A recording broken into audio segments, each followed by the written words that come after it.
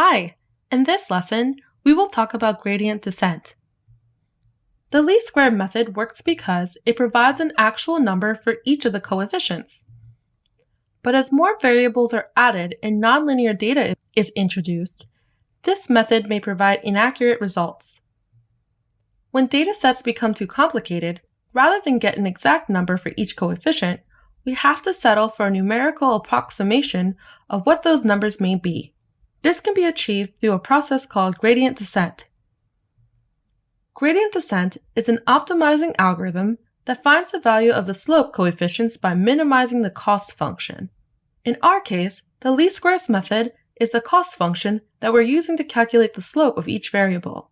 A cost function, as discussed earlier in the course, is a function that determines the error between the predicted result and the expected one.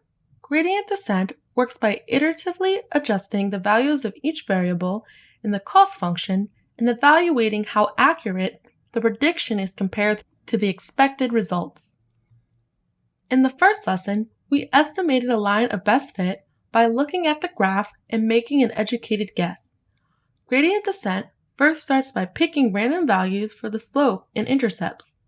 It then compares the predicted line of best fit against the actual result. Based on the cost function value, or the difference between the expected result and the predicted result, gradient descent then determines the steepest or fastest way to reduce the cost function value, and changes the coefficient values in the process. In essence, it shifts the model. How drastically the coefficients change is referred to as the learning rate. The lower the learning rate, the smaller the changes in the coefficients. Gradient descent continues this process of changing the coefficients until it is unable to find a local minimum, or percent change in the cost function values that is close to zero as possible.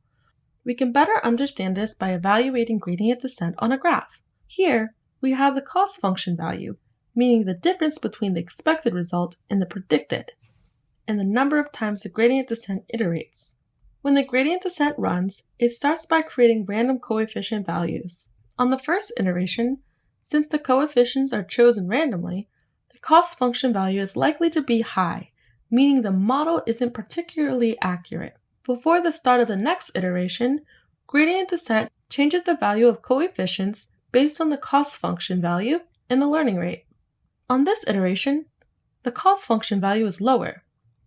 This process continues with the coefficients changing based on the learning rate until the percent change of the cost function hits a certain threshold. Once the gradient of the change is zero, or close to zero as possible, the algorithm has found the most accurate model or coefficients for the equation. It's important to note that the learning rate is vital to making sure that the algorithm works correctly to find the local minimum. If the learning rate is too high, the coefficients in the model may change too much each iteration.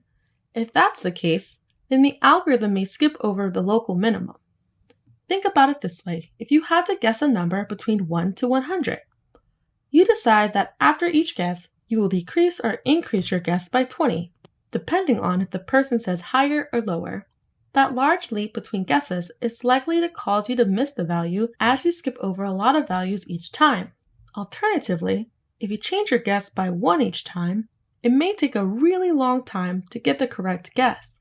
When dealing with enormous datasets, a small learning rate may never reach the local minimum. Gradient descent is most useful when there are a lot of independents in a model, or you're working with a really large dataset. Now that we've learned about gradient descent, it's your turn to give it a try.